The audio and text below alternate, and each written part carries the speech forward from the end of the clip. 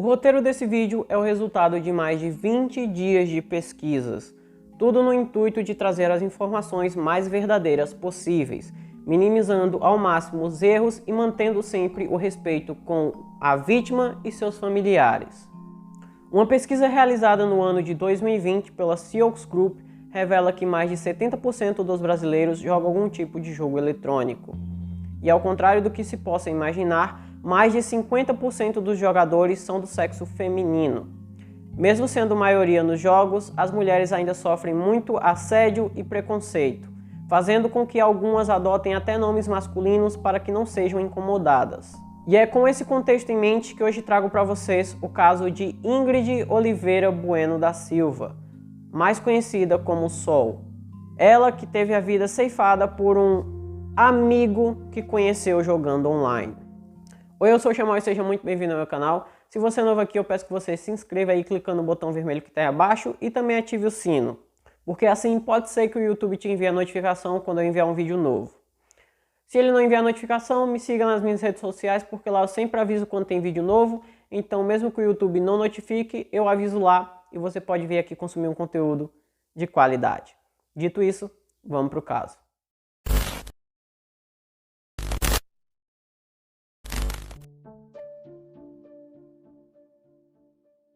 Ingrid tinha 19 anos e era uma pessoa muito reservada. Ela era ótima jogadora de Call of Duty Mobile e inclusive chegou a fazer parte da equipe feminina da FBI Esports, onde ela ficou bastante conhecida devido às suas habilidades nos jogos. Ela também fazia cosplay, que é a arte de se fantasiar como um personagem de anime, de série ou de filme. A família de Ingrid descreve ela como uma garota muito vaidosa e ligada à família, que vinha fazendo um tratamento para depressão, pois ela teve um namorado que abusou sexualmente dela. Essa informação foi passada através de uma entrevista pela própria mãe da Ingrid.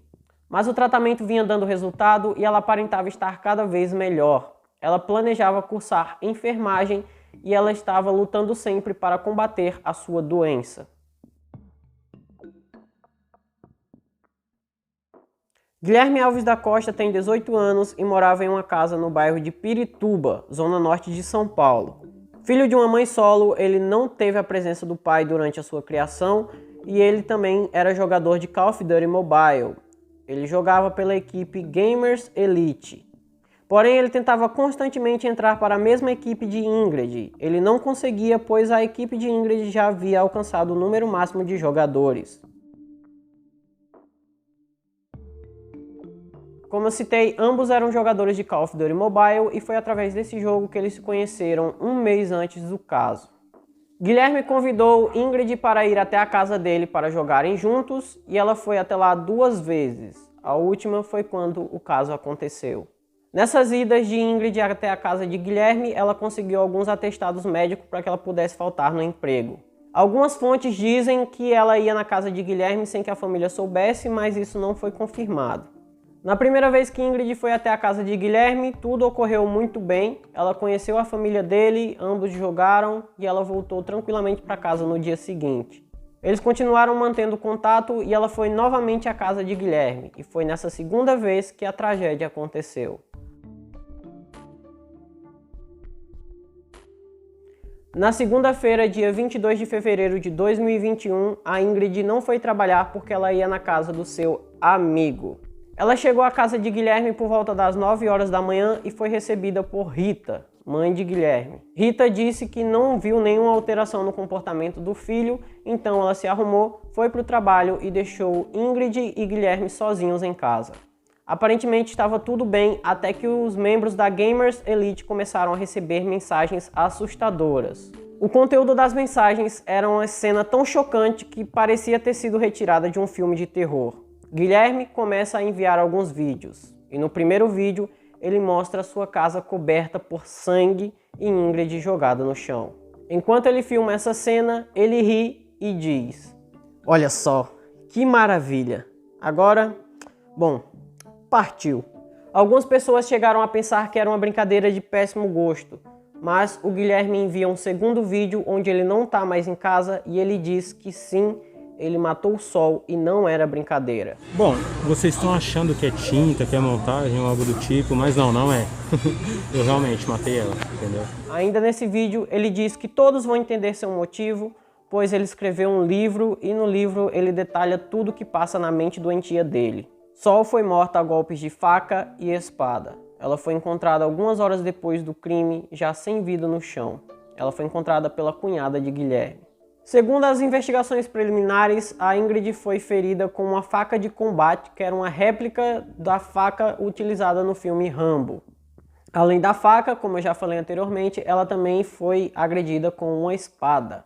A lesão principal no pescoço de Ingrid era tão profunda que a polícia chegou à conclusão que o objetivo era decapitar a garota. Como é um caso que é muito recente, ele aconteceu em fevereiro, não se tem muitas informações sobre a investigação porque está tudo em sigilo para que não atrapalhe a polícia a trabalhar.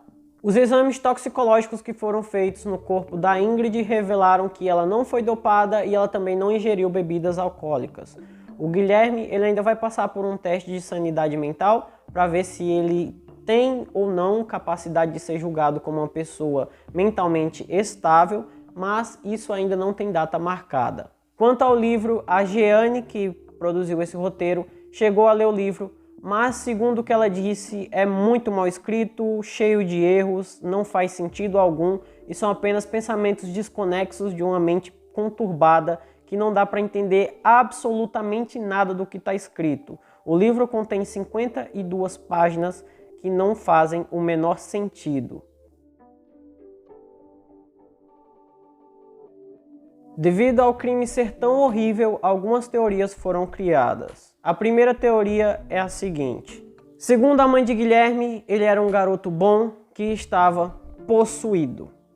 Ela relatou isso em uma entrevista para uma emissora de TV, onde ela aparece segurando uma Bíblia e falando da vida do filho. Outra teoria é que Guilherme pode ser portador de esquizofrenia paranoide e pode ter cometido o crime enquanto estava em um surto. E a teoria mais provável é que Guilherme é uma pessoa cruel que tirou a vida de Ingrid pois ela não concordou com o plano macabro dele.